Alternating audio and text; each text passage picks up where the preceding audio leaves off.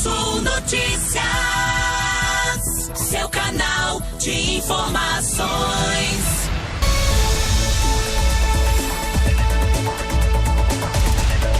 Muito bem, bom dia para você. Agora 8h27. Seja bem-vindo nessa manhã de quarta-feira aqui na Cultura Sul FM, Cultura Sul Notícias. Nós temos hoje a participação da Ana Cláudia, que é chefe, né, do cartório eleitoral aqui de São Mateus do Sul, e vai esclarecer algumas dúvidas sobre essas eleições, o segundo turno que acontece domingo, dia 30. Bom dia, Ana Cláudia, seja bem-vinda. Bom dia, Cleverson. Bom dia, Elias. Bom dia, ouvintes da Rádio Cultura Sul FM. Obrigada aí pelo espaço mais uma vez, né? Segundo turno se aproximando, então é importante a gente repassar algumas informações para os eleitores. Muito bem. Na semana passada nós tivemos a conferência aí dos dados, lacração das urnas. Pode falar um pouco sobre isso, Ana Cláudia? Sim, na segunda-feira nós tivemos a geração das mídias, né? As mídias são os pendrives que são utilizados para preparar as urnas eletrônicas. Então são inseridos os dados dos candidatos, os dados dos eleitores, né? E na cerimônia do dia 18, que foi terça-feira, nós tivemos então a inserção desses pendrives nas urnas e os testes, né? Então nós pudemos verificar que os candidatos estavam presentes em urnas que foram sorteadas aleatoriamente, né, no dia ali da carga e lacração. Foi feita uma votação simulada em 3 urnas eletrônicas também sorteadas pelos presentes e computados os votos de forma manual. E depois, quando foi extraído o boletim de urna, foi comparado, né, o resultado do boletim de urna com aqueles votos que a gente também computou manualmente. E isso é importante para a gente poder certificar que o voto que eu vou dar para um candidato realmente vai ser computado para aquele candidato, né? Então é uma importante conferência dos dados das urnas eletrônicas, é uma cerimônia pública, né? E toda a população foi convidada a participar. Então isso aí também garante mais uma etapa aí do processo eleitoral, né? Como sendo transparente e seguro para as eleições. Muito bem, você que está ouvindo a Cultura Sul FM, então nesse momento a Ana Cláudia, que é a chefe do cartório, né, da 12ª Zona Eleitoral aqui de São Mateus do Sul. Você pode mandar sua pergunta, se tiver alguma dúvida aí sobre a questão da votação do dia 30, manda a tua mensagem aqui no 8804-2851. Pois é, tivemos um caso aqui em São Mateus do Sul, Ana Cláudia, de um senhor que foi votar e não apareceu o nome dele, né? Pode falar pra gente também sobre esse caso que aconteceu? Sim, foi um caso bastante emblemático aqui em São Mateus, né? Com bastante repercussão. Foi uma pessoa que realmente foi votar e o nome dele não estava no caderno de votação. A entrada em contato com o cartório eleitoral, nós verificamos que foi feita uma transferência do título dele para a cidade de Ortigueira, também no Paraná. No dia da eleição, não tinha muito o que ser feito, né, além de passar essa informação para o eleitor. Mas após passada a eleição, nós autuamos um processo, instruímos com os documentos que nós aqui no cartório tínhamos, né, em relação a esse eleitor, e na sequência encaminhamos o processo para Ortigueira, porque a transferência foi feita lá pelos servidores do cartório de Ortigueira. E foi verificado lá pelo juiz eleitoral e pelos servidores que foi feita uma transferência equivocada, porque o eleitor que estava presente no dia para transferir o seu título para Ortigueira tinha o número do título bastante semelhante com o do nosso eleitor aqui de São Mateus do Sul. E o servidor, quando estava no atendimento, digitou errado e infelizmente, né, exatamente coincidindo com o número do nosso eleitor. E quando se deu conta que estava fazendo uma transferência equivocada, ao invés de fazer o cancelamento dessa operação, era uma servidora nova, acabou não fazendo, ela gravou a operação, né? E essa operação acabou ficando no sistema, né, da Justiça Eleitoral. Claro que na sequência ela fez a transferência correta, né, do eleitor que estava realmente ali na frente dela no atendimento, e esse eleitor que estava foi transferido normalmente para Ortigueira, mas o nosso eleitor, né, como ela não cancelou a operação, acabou ficando mesmo como um eleitor de Ortigueira, tanto que veio para nós aqui a documentação e nós pudemos verificar que no caderno de votação lá da seção eleitoral de Ortigueira estava, né, o nome do nosso eleitor, a foto dele inclusive, e obviamente como foi um equívoco, né, ninguém votou por esse eleitor no dia da eleição. E no primeiro turno, como essa situação foi constatada já no período da tarde, não tinha meios para que nós pudéssemos fornecer transporte para esse eleitor, né, para poder votar, porque já era tarde. Mas agora para o segundo turno, a pedido do eleitor também, nós vamos fornecer o transporte para ele, né? Para que ele possa votar lá no município de Ortigueira, porque realmente foi um equívoco, foi um erro da Justiça Eleitoral. Mas esse erro não foi num contexto de fraude, né? Foi um contexto realmente de equívoco. Era um atendente novo, né, no cartório eleitoral, e acabou. E tanto que essa situação de transferência equivocada, ela é prevista no nosso Código de Normas, né, como uma situação que pode ocorrer, né? E infelizmente aconteceu com o eleitor aqui de São Mateus do Sul, né? Mas também eu gosto sempre de salientar para as pessoas que perguntaram que não foi uma transferência feita por nós aqui em São Mateus, não foi o nosso cartório, né? Foi o cartório lá de Ortigueira. Então, não que nada justifica, né? Foi um equívoco da Justiça Eleitoral como instituição, mas o que a gente pôde fazer para remediar isso aí nesse momento foi então fornecer o transporte para esse eleitor, mas é importante esclarecer então que foi realmente um equívoco e não uma fraude eleitoral, como vem sendo veiculado aí em postagens nos grupos de WhatsApp. Pois é, daí começa a viralizar, as pessoas começam a acreditar e compartilham cada vez mais esse tipo de notícia. Então, foi um erro humano, não tem nenhuma ligação com fraude eleitoral. Agora, pro segundo turno, ele vai ter o transporte para votar lá na cidade e votar normalmente. Exatamente, E em questão o que pode, o que não pode? Daqui a pouco ele ia ter uma pergunta, o que pode e o que não pode? Eu queria fazer já essa pergunta, que é justamente, fazer essa constatação que a Ana Cláudia falou desse erro. Eu estava fazendo um curso de TI e esse curso falava justamente a questão, né, de erros, né? O que pode ter erros no sistema, né? No sistema, nada, nem o erro depois da máquina programada, a máquina não erra, exceto que ela tem uma pane, que ela pare por algum motivo, né? Mas o sistema em si não falha, trabalha direitinho, né? As falhas, né? Fizeram um levantamento a respeito disso, e as falhas que se tem, né, no sistema de TI, por exemplo, quase que 100% é causado pelo erro humano, porque o humano é passível de erro, né? Então, se tem uma empresa onde tem humanos trabalhando, comandando o sistema, né, o ser humano pode errar, assim como um carro, né? Hoje em dia os carros são tão bem projetados, tão bem feitos, né? O mais simples que dificilmente dá uma falha mecânica. Sim. E quando acontece um acidente, normalmente tem o erro humano incluído ali no meio, né? Então, onde se tem gente trabalhando, tem o ser humano trabalhando, é passível de erro, e isso não pode ser evitado, seja em qualquer empresa. A gente vê hoje, vamos supor, né, meios de comunicação, vou pegar um exemplo aqui, você vê falha de digitação no G1, que é o maior portal de notícias do Brasil, né? Erros grotescos, né? Tem lá uma equipe que um digita, outro revisa. Eu acho que tem umas 3 revisões antes de publicar a matéria. Mas às vezes naquela pressa, né? Naquela ansiedade de colocar a matéria para colocar no ar, acabam errando, né? A gente vê veículos de comunicação, TVs, que às vezes erram, né? Que às vezes se equivocam, né? Às vezes tem as falhas, né? Então, onde tem o ser humano trabalhando, é passivo de erro. Na TV você já viu o microfone ligado, né? Deixar o microfone do apresentador ligado. Exatamente, quantos escândalos que a gente já viu, declarações que acabaram até culminando com a demissão, às vezes, de profissionais do jornalismo, por causa de alguém que deixou o microfone aberto lá, a pessoa achou que estava tudo certo, né? Falou que não devia, né? E acabou que isso apareceu, né? E declarações infelizes, né? Que às vezes as pessoas não acham que todo mundo vai ficar sabendo, acabam sabendo, e aí acabam com um resultado muito ruim. Muito ruim. Diga-se passagem, às vezes por erro humano, né? Por simplicidade ou por ignorância, ou às vezes uma falta de atenção, né? Ou às vezes até intencional.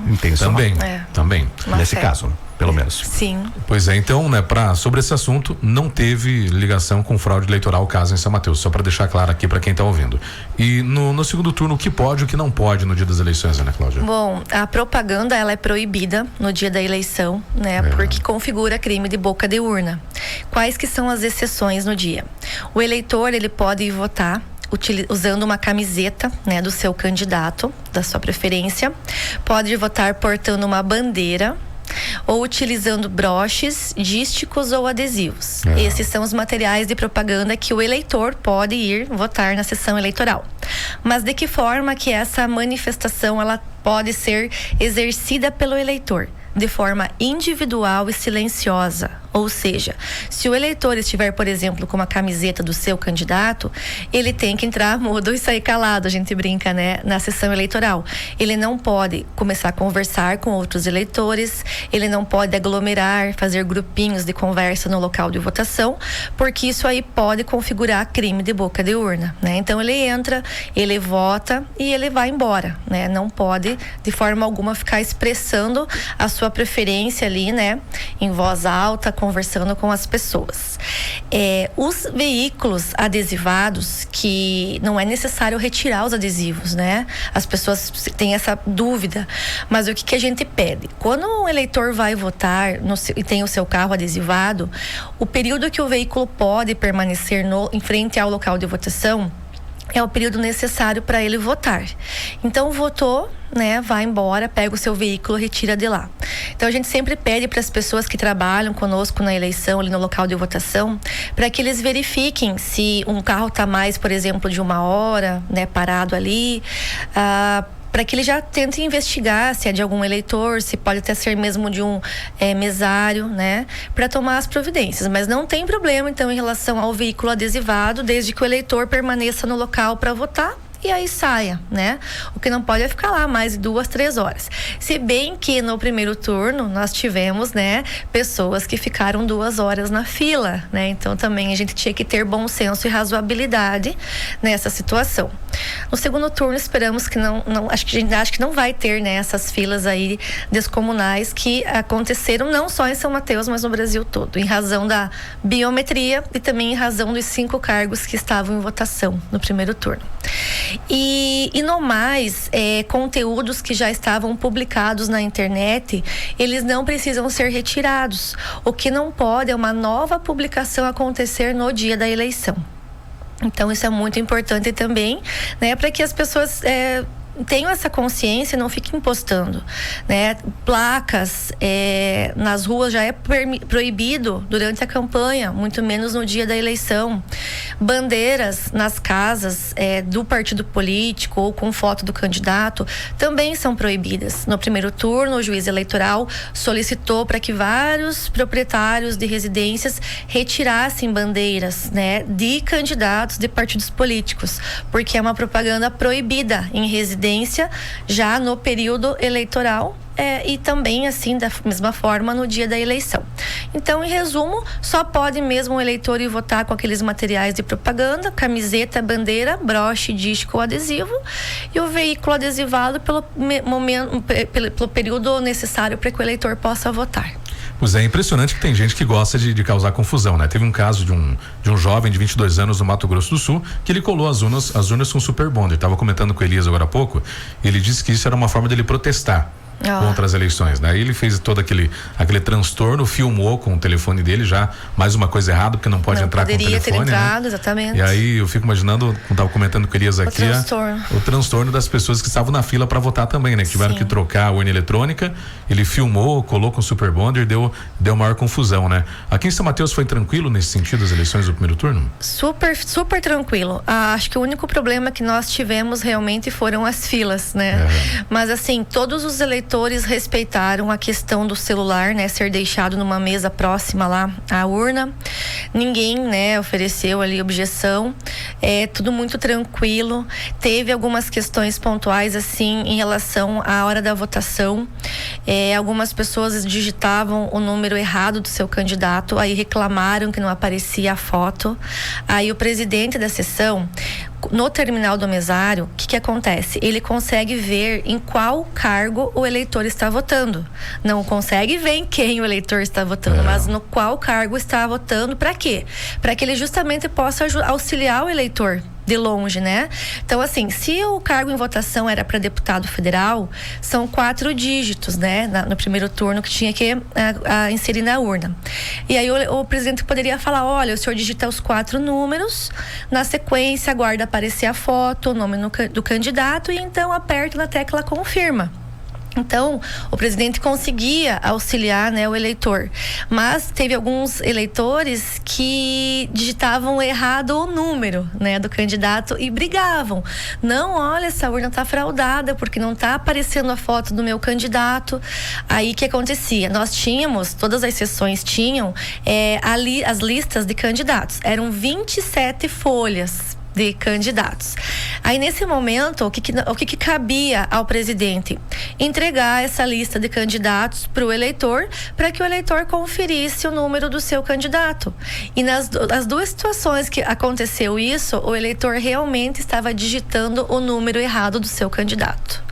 Outra situação interessantíssima é que um eleitor estava digitando o número de um candidato que não era do Paraná, que era do estado de São Paulo. E estava bravo, dizendo que também não aparecia a foto do seu candidato, aparecia a foto de outro candidato, né? E aí, ele, por já estar nervoso, ele não conseguia votar, acabou inclusive falando quem que era o candidato dele, e o presidente, na hora, já verificou, falou: olha, acho que o senhor está equivocado, porque esse candidato, ele não é do Paraná, ele é de São Paulo, então o senhor realmente não vai conseguir votar nele, né? Então são questões que acontecem no dia que só quem está trabalhando consegue ver. E essas situações, elas são desvirtuadas por muitas pessoas que já dizem que houve fraude. Mas aí tá mais uma vez o erro humano, né? Então é importante também a gente estar repassando essas situações que acontecem para que as pessoas possam entender um pouquinho mais, né, do que a gente passa no dia e por que a gente vem aqui repassar essas informações também, tentar demonstrar, né, por que a gente defende o processo eletrônico de votação, porque, como o Elias falou, 100% é erro humano, né? Pois é, tem um vídeo que também viralizou no dia das eleições, que é de um senhor xingando a polícia dentro de uma sessão eleitoral, que ele falando que ele não conseguia votar no candidato dele. Esse vídeo não é nem de agora, esse vídeo é de 2018, Elias. As pessoas estavam compartilhando como se fosse de agora o vídeo, provando que tem fraude eleitoral no Brasil, que Sim. realmente aconteceu essa fraude eleitoral. Esse vídeo era de 2018. Tem perguntas aqui das pessoas que estão mandando. Eu vi na internet que não precisa do título para votar, é só documento com foto. Porém, no turvo de baixo, não deixaram claro, né? Se eu tinha que buscar o título, aí não pude voltar, tinha que trabalhar. Acho que é isso que a pessoa... Na verdade é assim, o que é obrigatório para votar? É um documento oficial com foto. Então, a identidade, carteira de habilitação, carteira de trabalho, né? Enfim, vários outros documentos que são aceitos.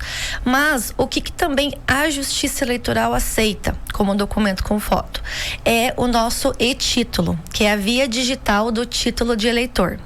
Mas o e-título na via digital, ele só serve como documento com foto se o eleitor tiver feito a biometria. E aí, nesse caso, vai aparecer a foto dele no aplicativo, né?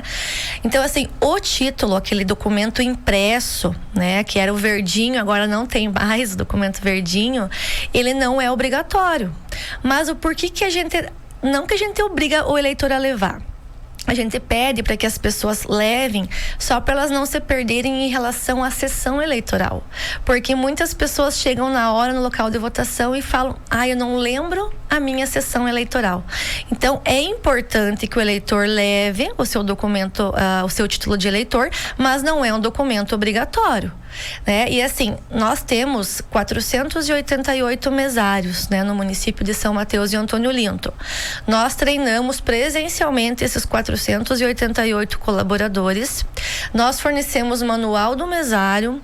Nós temos grupos de WhatsApp onde nós repassamos informações, mas no dia acontece, às vezes, de uma informação que é feita de forma errada pelo mesário, né? Mas também não é intencional, às vezes é um equívoco do mesário. Mas assim, deixando bem claro, então, para esse eleitor agora que mandou a pergunta, o título não é obrigatório. O que é obrigatório é um documento oficial com foto, e se o e-título, que é a via digital do nosso título de eleitor, a pessoa tiver no seu celular e tiver feito biometria, vale como documento oficial com foto. E por que isso, assim, só para fechar? O eleitor que tem a biometria, ele até pode ser dispensado de levar o documento com foto. Mas muitas pessoas, nossa, São Mateus do Sul e Antônio Olinto, quando chegam para serem identificadas na urna, a biometria não passa, porque ou às vezes é em razão do trabalho, né, da função que a pessoa exerce, e aí são 4 tentativas. E se nessas 4 tentativas não passar a biometria, esse eleitor vai ter que voltar para casa buscar o documento com foto. Né? Então, assim, por isso que a gente tem que levar o documento com foto. E até para que o mesário possa identificar o eleitor no caderno de votação. Agora chega uma pessoa lá, é um homônimo, né? Por exemplo, tem várias pessoas com o mesmo nome. Poxa, isso aí dificulta o trabalho do mesário. Então, assim, nada mais do que correto levar o documento com foto. Isso vai facilitar o trabalho para todo mundo, vai evitar fila, vai evitar transtorno para o eleitor, para todo mundo, né? Pois é, o tempo está acabando aqui, mas tem 2 perguntas de ouvintes, mas eu vou fazer 2 perguntas antes aqui de encerrar. Sobre a questão de justificar o voto e o voto em trânsito. Tá, o voto em trânsito, ele não é possível, né? Aqui em São Mateus do Sul, nem Antônio Olinto. E por quê? Porque o voto em trânsito, ele só acontece em cidades com mais de 100 mil eleitores ou nas capitais, né? Então, aqui em São Mateus, isso não era possível. E mesmo nas cidades onde é viável, o requerimento tinha que ter sido feito até o dia 18 de agosto, né? Então, o prazo já findou. E a justificativa, ela pode ser feita no dia da eleição, pelo aplicativo e-título, né? Então, quem puder baixar, baixa. Ela vale a justificativa para quem está fora do seu município de votação. E se utilizar o e-título, ele vai utilizar a geolocalização do eleitor. E aí vai fazer a justificativa sem a necessidade de juntar qualquer comprovante, né? Que demonstre que o eleitor estava fora da sua cidade de votação. Em qualquer sessão eleitoral também pode ser feita a justificativa, mas aí nesse caso tem que levar um documento oficial com foto e pelo menos o número do título do eleitor, né? Tem que levar. Ou então, até 60 dias após a eleição, é possível fazer a justificativa. Aí pelo site do TSE, ou no cartório eleitoral presencialmente, ou também via e-título. Mas se for feita após a eleição a justificativa, tem que encaminhar um comprovante que demonstre que a pessoa estava fora da sua cidade de votação. Ou então que estava impedido, né, por motivo de doença, né, de votar. Pois é, teve uma polêmica de um Fusca, né, no norte do Paraná, que ele foi proibido de circular, né? Porque ele estava todo adesivado, na verdade, esse Fusca, né? Aí tem umas regras ali para essa questão, né? Pode explicar para quem está ouvindo? Sim, o carro, ele pode ter apenas adesivo até meio metro quadrado. Né? Então, se um veículo está totalmente adesivado, passa dessa metragem. Já não é permitido nem durante a campanha eleitoral, muito menos no dia da eleição. No para-brisa dos veículos, né, na parte traseira, é possível toda a extensão do para-brisa, desde que seja microperfurado, né? Então, mais de meio metro quadrado nas laterais ou na frente não é possível, e em razão disso que esse veículo foi impedido de circular aí no dia da eleição. Muito bem, está explicada. A última pergunta, que a gente já está acabando o nosso tempo aqui, é uma dúvida, né? Queria tirar uma dúvida. É a primeira vez que me aconteceu. Estou com o meu nome sujo. Tem algum problema para votar? Não tem nenhum problema. As pessoas que não podem votar por outros motivos, né? Porque estão com os direitos políticos suspensos. Ou em razão, por exemplo, de uma condenação criminal, ou em razão o eleitor que está no período militar obrigatório, que é o conscrito, também não pode votar. Mas em razão de estar com o nome sujo, né, o nome no Serasa, SPC, não vai interferir em nada, né, na possibilidade, no exercício do voto. Pois é, para encerrar, Elias, quero fazer uma pergunta. Eu estava comentando com o Elias fora do ar, a questão das pessoas que estão presas, os presidiários, eles voltam normalmente? Como que é essa questão de quem tá preso? Então, são 2 situações. Tem os presos em situação definitiva, né, que já tiveram uma sentença condenatória, que não cabe mais recurso. Aí, nesse caso, eles já estão com os direitos políticos suspensos.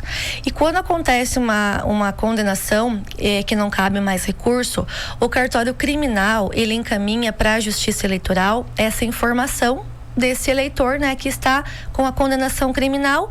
Nós anotamos no nosso sistema e esse eleitor não pode votar. Agora, né, os presos provisórios, né, que ainda estão aguardando uma sentença, esses ainda não têm uma condenação definitiva, esses podem votar normalmente, mas Para isso, os municípios, né, onde tem zona eleitoral, cartório eleitoral, precisam viabilizar, né, nos presídios a sessão eleitoral, a montagem, né, a criação das sessões eleitorais nos presídios. Então, não é em toda, por exemplo, aqui em São Mateus do Sul, nós não temos presos provisórios, né, na delegacia que possam votar no dia da eleição. Então, são duas situações distintas, né, os presos provisórios que podem votar normalmente e os com condenação definitiva que não podem porque têm os seus direitos políticos suspensos. Muito bem, obrigado pela sua participação, Ana Cláudia. Boa sorte sempre no seu trabalho e sucesso. E a gente obrigada. Volta logo mais então para encerrar o Cultura Sul Notícias. Bom dia, Ana Cláudia. Bom dia, muito obrigada.